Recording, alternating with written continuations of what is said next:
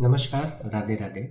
ये वीडियो बनाने के पीछे एक मूल मकसद है कि ठंड का समय अभी शुरू हो रहा है और ठंड के समय में मैंने कई बार ऐसा देखा है कि पेशेंट्स, विशेष करके पेशेंट्स जो थोड़े से उम्र दराज होते हैं, 50 या 50 वर्ष के ज़्यादा, जिनको कभी ना कभी सांस संबंधित दिक्कत नहीं थी, अचानक से उनका दम फूलने लगता है। सीढ़ी चढ़ने पे पता चलता है कि धीरे धीरे कमज़ोर हो रहे हैं, शिथिल हो रहे हैं। लक्षणों में अचानक से कमजोरी का धीरे धीरे बढ़ना, इसके साथ साथ पता चले कि जो मैं पहले 100 मीटर, 200 मीटर, 300 मीटर तक चल पाता था, अभी 50 से 100 मीटर के अंदर ही मेरे को ज़्यादा तेज हफनी हो रही है। कई सारे पेशेंट का वजन गिरने लगता है। इसमें कई सारे पेशेंट्स हैं जिन पेशेंट्स को ऐसा भी लगता है कि मैं जितना पहले अपने आप को काम करने के काबिल समझता था उतना काबिल नहीं हूँ। पेशेंट परेशान होते हैं, 50 से 60 उम्र तक जाते जाते निष्क्रिय हो जाते हैं और 60 के बाद तो बिल्कुल ऐसा लगता है कि कुछ दूर चलने पे ही दम फूलता है।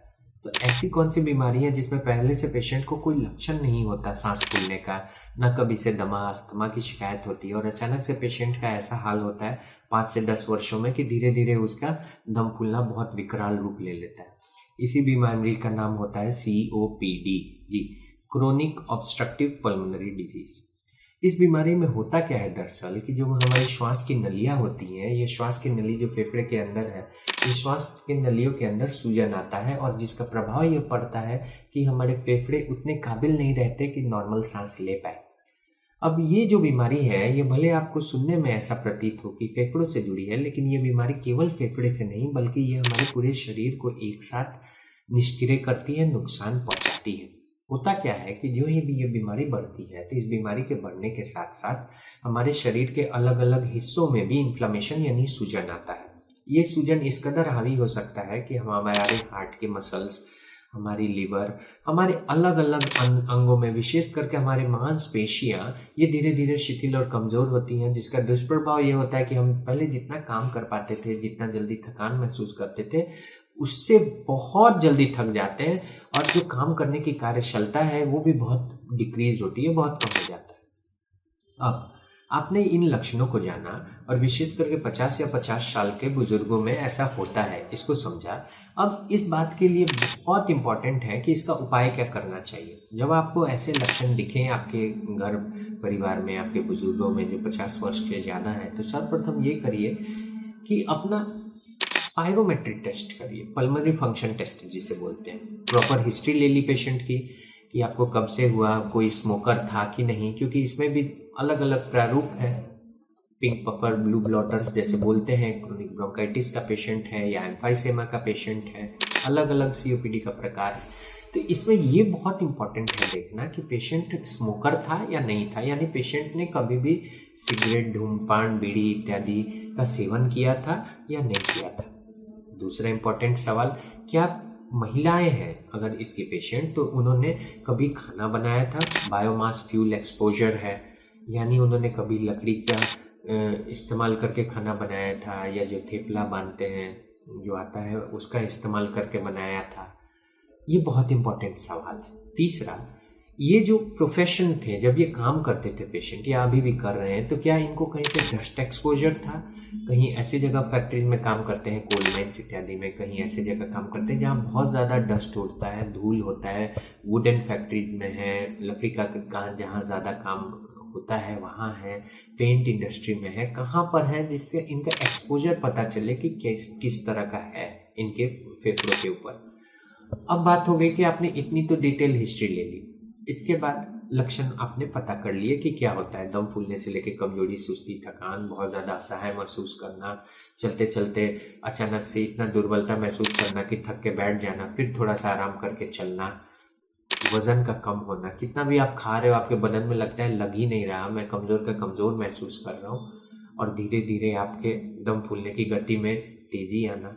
कई बार ऐसे पेशेंट्स को मैंने देखा है कि खांसी होती है तो खांसी में अजीब सा जकड़न, छाती में भारीपन, और कई बार ऐसा महसूस होता है कि कफ खूब खांसने के बाद भी थोड़ा सा निकलता है, फोम की तरह, सोप की तरह, एकदम हल्का सा पेन की तरह, और बहुत अच्छा कफ नहीं निकलता, जिसकी वजह से पेशेंट के छाती में भारीपन, जकड़न महसूस होता है। उसको लगता है कि थोड़ा सा कुछ हल्का हो जाता, मैं अच्छे से खुल के सांस ले पाता। ये सारा लक्षण हो सकता है। आपने लक्षण देख लिया, आपने हिस्ट्री ले ली, आपको टेस्ट पता हो गया कि पल्मोनरी फंक्शन टेस्ट कराते हैं, इसके साथ साथ अब अगले स्टेप पे आते हैं कि पेशेंट का फिर इसमें इलाज क्या होगा। आपने टेस्ट के बाद, पल्मोनरी फंक्शन टेस्ट के बाद आपकी FEV1 वैल्यू जो है उसको देखते हैं डॉक्टर, जो आपके पल्मोनोलॉजिस्ट हैं। इसके साथ साथ FEV/FVC रेशियो को देखा जाता है, जो कि मोस्ट इंपॉर्टेंट रेशियो है आपके रिपोर्ट में। और इन दोनों के अलावा ये बहुत इंपॉर्टेंट है देखना कि पेशेंट को पिछले 1 साल में कितने बार एक्सरबेशंस आए हैं। जी, 1 साल में कितने बार इतना दम फूला है कि उनको सुइया की ज़रूरत पड़ी है, इंजेक्शंस की ज़रूरत पड़ी है, उनको एडमिट करने की ज़रूरत पड़ी है। ये सारी चीज़ों को जानने के बाद हम पेशेंट्स को अलग अलग ग्रेड में बांटते हैं इस बीमारी को। अब इसका इलाज जो है ये तय होगा आपके रिपोर्ट्स पे, पहली बात। दूसरी बात कि आपके 1 साल के अंदर कितने बार आपने इसके अत्यंत हमलों को झेला है, कितने एपिसोड्स हुए, 1 या 1 से ज़्यादा हुए या 1 बार भी नहीं हुआ, जिससे ग्रेडिंग करने में मदद मिलती है। अगर आपकी ग्रेड माइल्ड है तो कुछ एक्सरसाइजेस जो कि सबसे इम्पॉर्टेंट रोल प्ले करती हैं, चेस्ट फिजियोथेरेपी एक्सरसाइजेस, खान पान, हाई कैलोरी डाइट लेनी है, न्यूट्रिशियस फूड लेना है, नट्स को शामिल करना है, रोज़ एक्सरसाइज करनी है, टहलने से लेकर के थोड़ा सा लाइट मसल बिल्डिंग एक्सरसाइजेस करनी है, हाई प्रोटीन डाइट को शामिल करना है। ये सब बहुत इंपॉर्टेंट रोल प्ले करेगा इस बीमारी के रोकथाम में। माइल्ड केसेस में कुछ दवाइयाँ चलती हैं जो कि बहुत इंपॉर्टेंट है, मॉडरेट में कुछ और दवाइयाँ ऐड होंगी, जिसका प्रतिफल ये पड़ेगा कि आपके फेफड़ों के अंदर की ये जो सूजन है ये कभी आपको severe to very severe category में नहीं जाएगी। हो सकता है इन्हेलर्स की ज़रूरत पड़े आपके रिपोर्ट के अनुसार, जो इन्हेलर्स लेने के बाद न सिर्फ आपके खकार को निकालने में आपको मदद मिलेगी, बल्कि आपके फेफड़ों के नलियों के अंदर जो सूजन है, जो परमानेंट सूजन होकर के फाइब्रोसिस कर सकती है, फेफड़ों के अंदर डैमेज लगातार बनाती है, उसमें भी कमी आएगी और आपके फेफड़े एक बेहतर पोजीशन में आने वाले 5 से 10 या 20 साल तक आपको एक सुखद जीवन दे पाएंगे। तो ये पूरा रबो रुबाब और ये जो पूरा का पूरा जिस्ट था, ये एक COPD नामक बीमारी का था। और नवंबर हर साल वर्ल्ड COPD डे मनाया जाता है और इसकी यही ज़रूरत है समझनी, इस डे की अहमियत होती है कि हम ये बता पाएँ मरीजों को, विशेष करके 50 या 50 से बुजुर्ग जो मरीज हैं, कि आप ज़रूरी नहीं कि दम फूलने के पीछे आपके एनीमिया का ही रिस्पॉन्सिबिलिटी हो, कि खून की कमी हो गई है। ज़रूरी नहीं कि आपको जो आम तौर पे दमा बोलते हैं, धूल इत्यादि से जो एलर्जी है वो जिम्मेदार हो, बल्कि आपको तीसरी और सबसे ज़्यादा इम्पॉर्टेंट बीमारी अभी फेफड़ों से जुड़ी COPD नामक बीमारी भी हो सकती है, जिससे कई लाखों नहीं करोड़ों मौतें हर वर्ष पूरे दुनिया में हो रही, जानकारी के अभाव में, जागरूकता के अभाव में। इस वजह से आप सचेत रहिए, ऐसे लक्षणों को आने पर अपने अपने परिजनों के लिए जरूरी एहतियात बरतें और इस बीमारी से निजात पा सकते हैं। धन्यवाद। राधे राधे।